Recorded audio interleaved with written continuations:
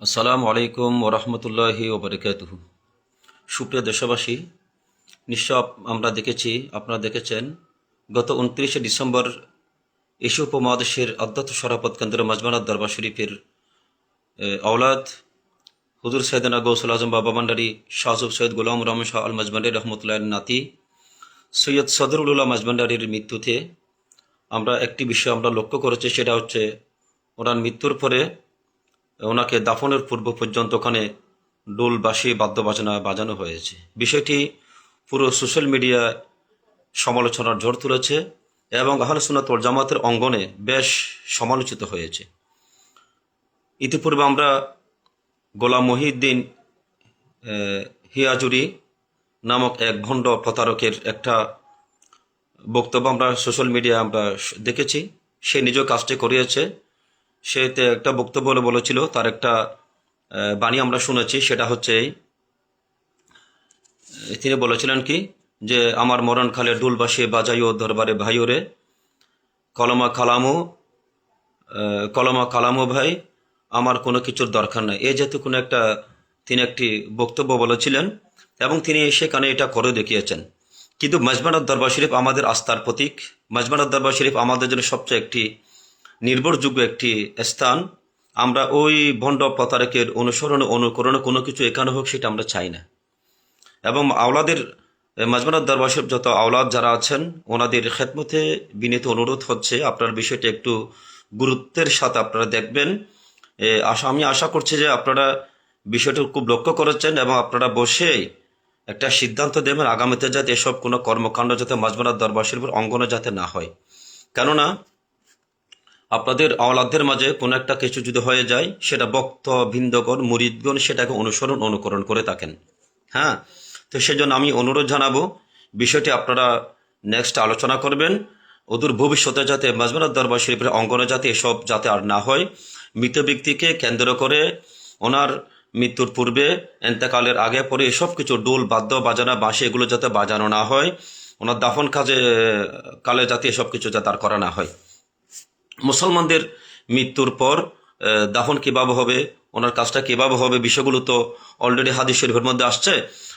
নবী করিম সাল্লাল্লাহু আলাইহি ওয়াসাল্লাম তো বলেছেন, লাক্কিনু মা আতাকুম লা ইলাহা ইল্লাল্লাহ।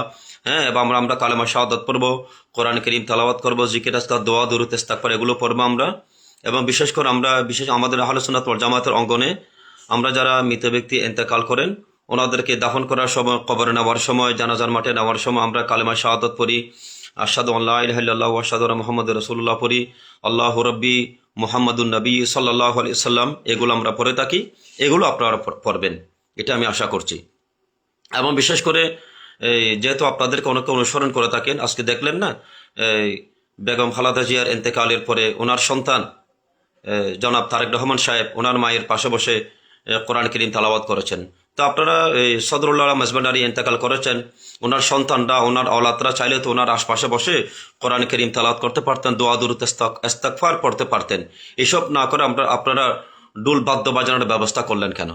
এটা তো পুরো সমালোচনার ঝড় তুলেছে। বিষয়টা আপনারা ডিপলি দেখবেন।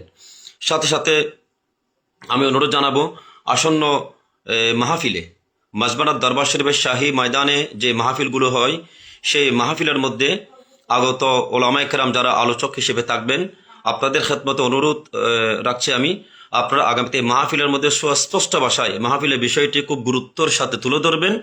অদূর ভবিষ্যতে যে সমস্ত ভবিষ্যতে যাতে এসব কোনো কার্যকলাপ যাতে অন্তত মাজমান্ডার দরবার শরীফের অঙ্গনে যাতে এসব কিছু আর না হয়, আমি এই অনুরোধটাকে রাখছি।